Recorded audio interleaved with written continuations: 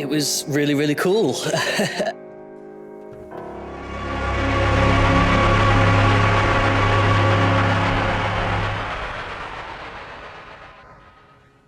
It was a really cool juxtaposition between two very different styles of music. I had never heard of industrial music before. I'm a classically trained musician and my family are all musicians, so just to hear a really different genre of music was fascinating. I'm a regular listener to industrial music. For me, it was just amazing. All the classical pieces, especially the original composition, they were sublime. It was super cool. Good evening, everybody. Thank you for joining us this evening in the historic Holywell Music Room, which is the, as I mentioned to some colleagues earlier, the oldest specially built music auditorium that's been in continuous use in the whole of Europe. For example, Handel played here in the 18th century. Today we're going to be having some rather 21st century goings on, a bit of a different kind of music. 2025 is the International Year of Quantum Science and Technology. And so over the last few days in Oxford, we've been having a number of events which have been celebrating this happy occasion. Our performers today, of course, are Rakhat-Bi Abdyssagin,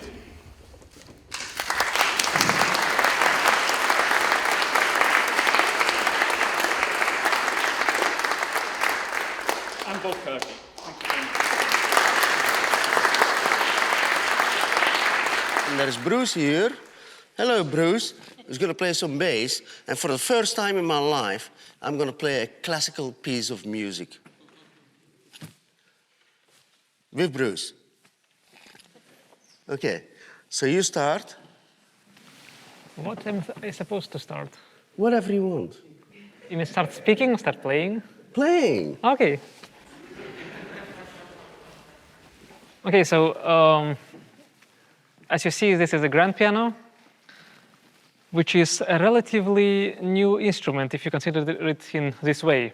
Obviously, keyboard instruments have a long and glorious history, like apart from the organ, which many of you heard on Thursday. Clavichords, clavecin, virginal, spinet, clavicembalo, and many other keyboard instruments existed and coexisted. But later, in the 17th and 18th centuries, in Padua, in Italy, Bartolomeo Cristofori created the first prototype of a modern piano, which is a direct ancestor of this instrument. And the reason why it's called, well, piano, or in Italian, pianoforte and fortepiano, because forte means loud and piano means soft. So it was an instrument where, for the first time, if you don't really consider the clavichord, for the first time, you could properly make dynamical differences between different layers of sound. And its first name was even Martelletti con piano e forte, which means the hammers with the piano and forte sound. And essentially, then in the 19th century, this instrument started to become recognized as the king of all instruments, which is particularly due to extremely influential work of Ferenc Liszt, Frédéric Chopin, and other great composers who greatly expanded the piano and piano repertoire, and also because of their exceptional techniques. Piano manufacturers even had to elaborate further and to improve the technical aspects of this instrument. So now, for the very beginning, I'm going to play a very well-known piece by Frédéric Chopin called Fantaisie impromptu. It is, yeah, one of the most well-known pieces of classical music in general. And surprisingly, during the life of Frédéric Chopin, it was almost unknown. It was not published during life of Chopin, so it was published only after his death, and later became like a mandatory piece in a romantic piano repertoire. So, Fantaisie impromptu by Frédéric Chopin. Very important question. When did piano keys turn from black to white? Oh, that's an interesting thing, yes. Initially, all the predecessors of piano, or most of them, their keyboard looked differently. So what you see as white keys were black, and what you see as black keys were white. But then, according to legends and anecdotal evidence, manufacturers, in order to distinguish this new instrument of piano from its predecessors, decided to invert the colors. For example, in most of the organs, there is no even question of what is white or what is black. They simply have different shades of wood from which they made the keys. So it was, I guess, approximately at the end of 18th and beginning of the 20th century. Most likely, beginning of the 19th century, yeah. Most likely the beginning of the 19th century. For example, when I played in 2018, I had a piano recital on the grand piano of Piotr Ilyich Tchaikovsky in his house museum in Klin in Russia. This was a grand piano of the 19th century, but it already had this kind of layout. And also the Hammer claviers of time of Beethoven, they also had layout of more likely resembling this one, with a small exception that at Beethoven's time, the range of piano was slightly smaller. There were a lot less octaves, and when you look at the manuscript of some of the etudes of Chopin, you can see that in the manuscript, some lower bass notes are missing. The octaves were added later by the publishers when the piano got expanded. Any more questions? No, you play. Okay, so Frédéric Chopin.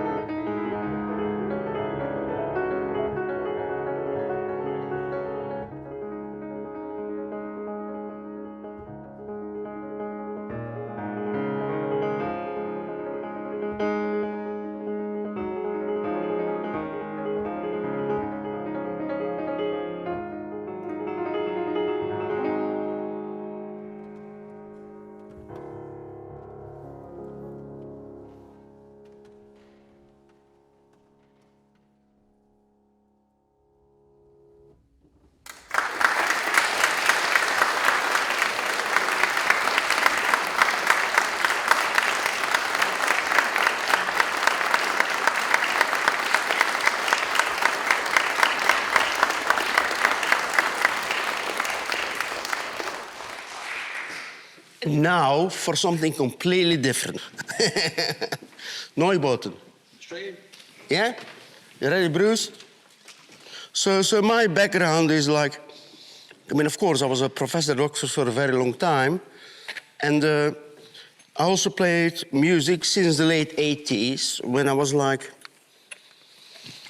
playing industrial music. And I didn't know at the time that the stuff we were doing was like actually something nobody was doing. And so we got recognized very late as like pioneers of industrial music. So Bruce and I are going to play something now. And who knows Einstürzen Neubauten? Of course, Wayne, you do. So we're going to do an Einstürzen Neubauten cover. Bruce, you ready?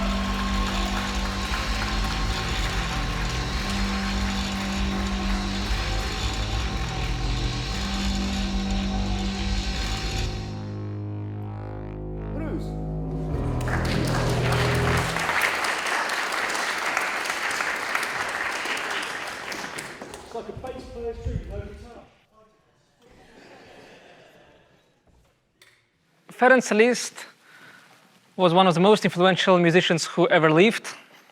And according to his biographers, he was the first musician ever to give what is now called a solo recital. Before Liszt, it was almost unthinkable that one musician is capable of maintaining genuine attention of the audience for an entire concert.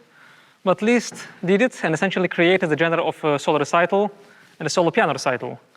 Famously, Liszt traveled across all Europe. He was born in Hungary, studied under Karol Czerny in Vienna, then lived in Paris. He was a friend of Hector Berlioz, Frédéric Chopin, of piano manufacturers Erard and Pleyel. And then he had a period of his life where he was a wanderer and was traveling across different places. And throughout, he wrote a cycle of pieces for piano called Years of Pilgrimage, Anni di Pellegrinaggio. And each piece is a kind of musical depiction of his impressions from different places or different events. 2 years ago, there was a talk by, probably it was Chris can tell me about semantics of music. There was a talk by one philosopher, Philipp Schlenker. Yeah, so Schlenker was telling quite a number of interesting things in this direction, but actually, maybe philosophers do not know this, but the meaning of music and essentially metaphoric expressivity through music has been a very big field of music theory for a long time. So what you're going to hear now is exactly one such case. So in the 19th century, there was the idea of programmatic music, of music as a language of expressing ideas. So the following piece is from the cycle of Liszt, Years of Pilgrimage, from a book called Switzerland, and it's called Orage, which means the storm. So now you can hear how Liszt is pianistically depicting the storm.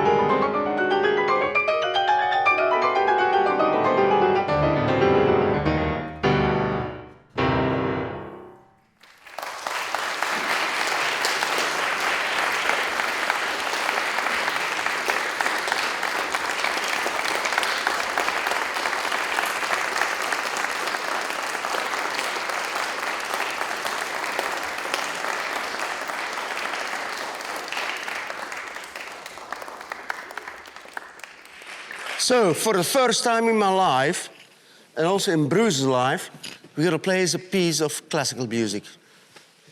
I mean, if you go online and you look my name, Professor Bob Coecke, and then you can find like a demo of quantum guitar online, so whatever.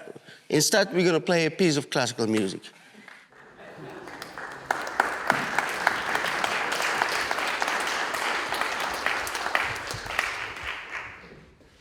You ready, Bruce? Oh dear, this is the first time we ever play this. So I'm a bit scared. What? Maybe the last time, yeah, I know. I don't know, I'm very scared. We're gonna do this? Yeah, go on. People have come a long way for this.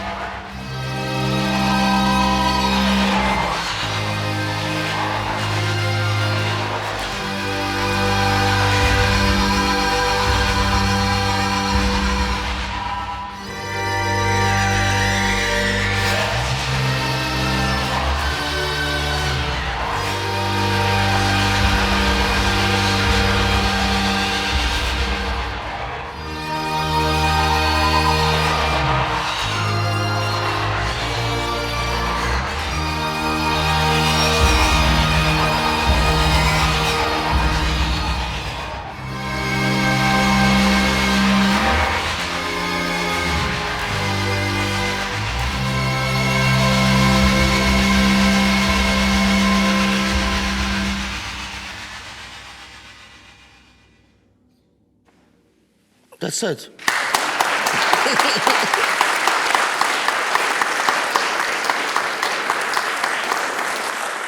I mean, that was quite an effort, you know, like... how much did you practice, Bruce, for this one? About half an hour. Okay, Rakhat-Bi, your turn. So the next piece which I'm going to play will be Alexander Scriabin, his Etude number 12, opus 8, D-sharp minor, which is obviously one of the most well-known virtuoso etudes for grand piano, which also kind of marks in a certain sense, the end of the 19th century and the beginning of the 20th century. So this etude was composed at the turn of the century, exactly at the time when the fundamental discoveries were made in the world of physics, splitting the atom by Thomson and Rutherford, Einstein's special relativity and general relativity, and of course the quantum mechanics. So in music, it was marked by the change in the attitude of tonality, tonal evolution, emergence of new techniques of composition and extended techniques of performance. So Alexander Scriabin, in a certain sense, was also a bridge between the different eras. And one of the highlighting, let's say, features of the composers who I played before and now, Chopin, Liszt, and Scriabin, is that all of them were the best pianists of their own time who made a great contribution to the way we perceive the piano. In the same sense as scientific discoveries and especially quantum mechanics change the way we perceive the structure of the universe and the micro world, these composers change the way we think about music. So the next will be etude by Alexander Scriabin.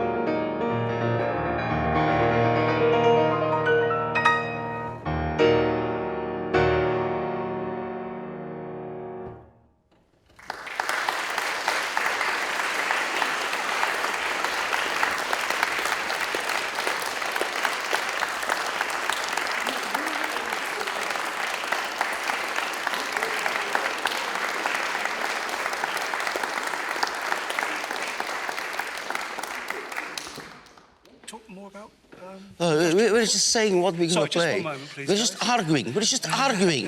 I mean, this is like a husband and wife situation, arguing. Constructive criticism, I would call it, Bob. Oh, you would call it like that? I'm good to do new, as you always know.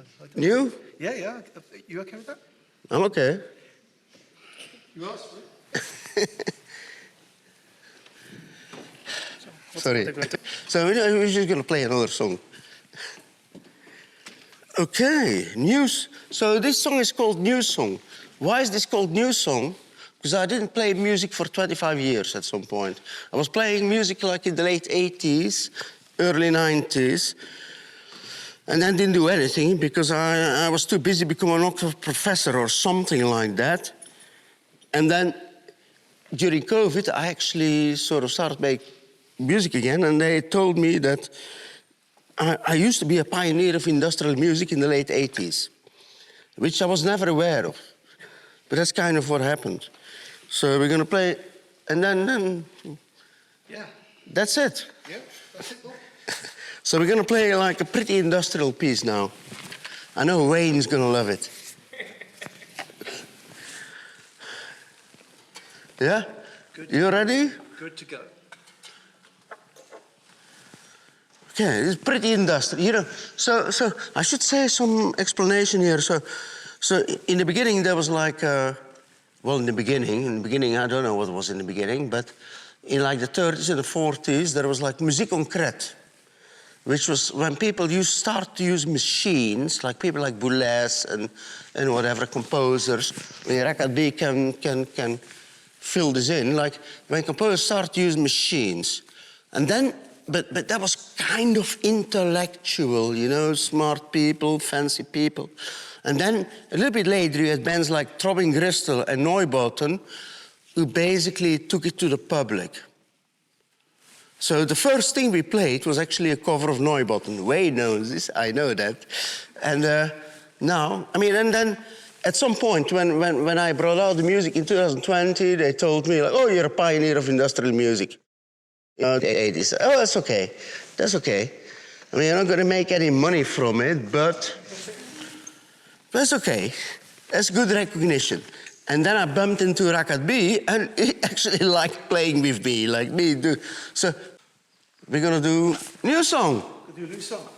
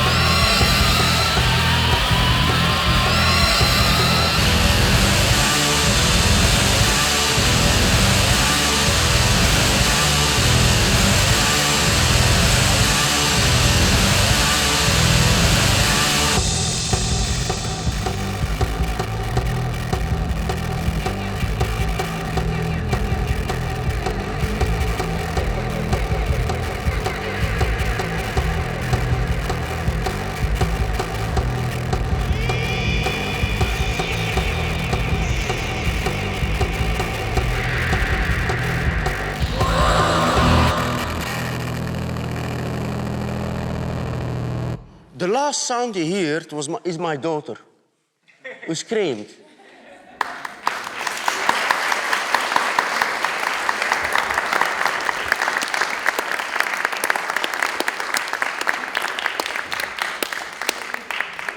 Rakhat-Bi.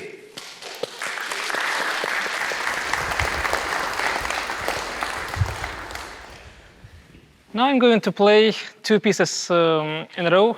The first by Frédéric Chopin and the second by Beethoven. The first one will be Waltz by Chopin, also a very well-known piece. So one of the contributions of Chopin in general was that he popularized several genres like waltz, mazurka, polonaise, ballet, which later became inseparable genres of any respectable composers. So now a waltz by Frédéric Chopin.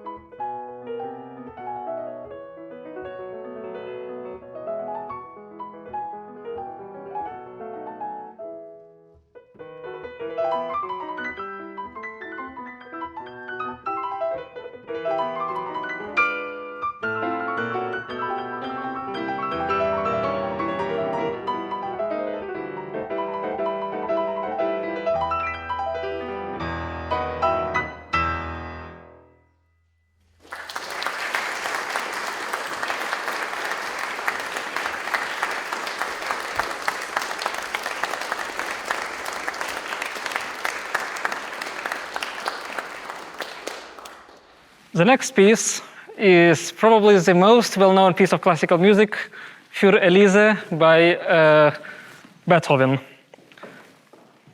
Again, like with the Fantasie Impromptu, which started the concert, Für Elise by Beethoven was virtually unknown during the lifetime of Beethoven.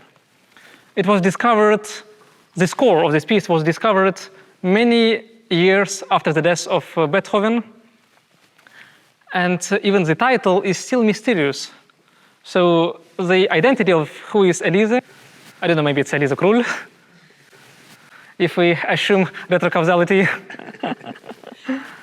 So according to three main theories, like quantum mechanics has interpretations, and Für Elise also has interpretations of who was this piece dedicated to. According to almost like classical interpretation by Max Unger, it was dedicated to Teresa Malfatti, who was a student of Beethoven, and which was possibly a declaration of his love. However, according to a hypothesis by Klaus Martin Koppitz, it might have been dedicated to Elisabeth Röckel, who was a famous soprano, friend of Beethoven, and the wife of Hummel, who was also a friend of Beethoven.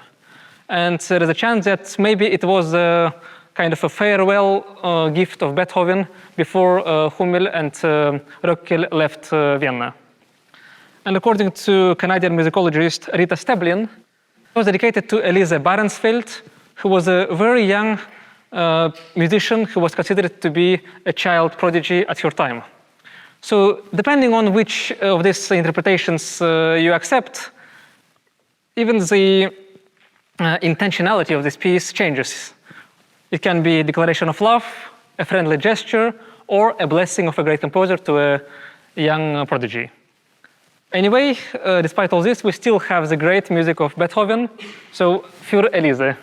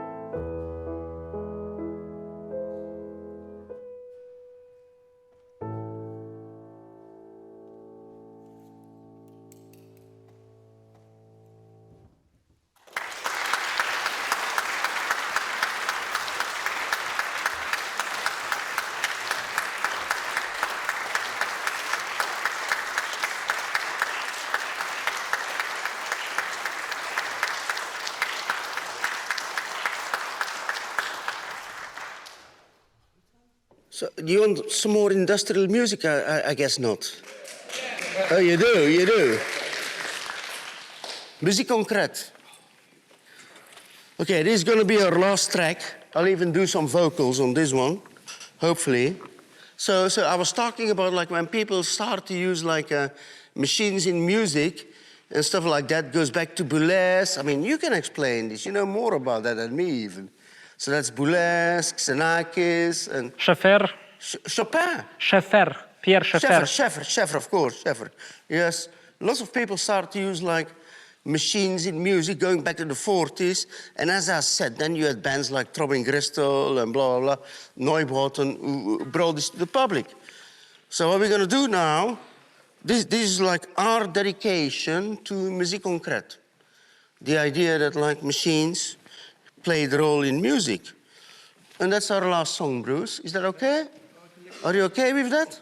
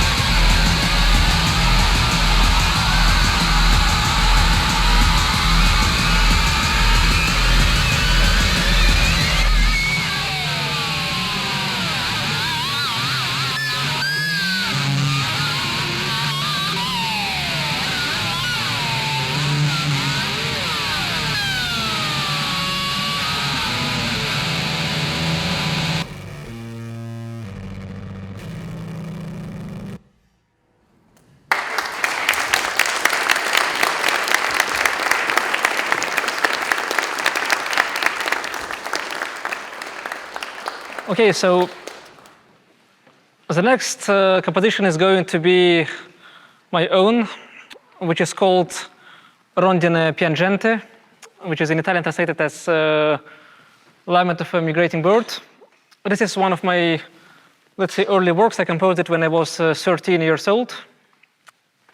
And the main idea is that it's a piece inspired by the eponymous tale by the great writer Shungas Aitmatov, which essentially says that migrating birds, which, yeah, they migrate, as the name says, but while flying, they see no place to land on Earth, because the Earth is in war and other cataclysms. And then the birds are telling to humanity, like, humans, why are you fighting? Why are you making war? There is everything in the world for your peaceful life. You're even making troubles for us. So this is my tribute and the prayer for peace. And peace is, as we all know, the most important thing in the world. So my composition, Rondine Piangente.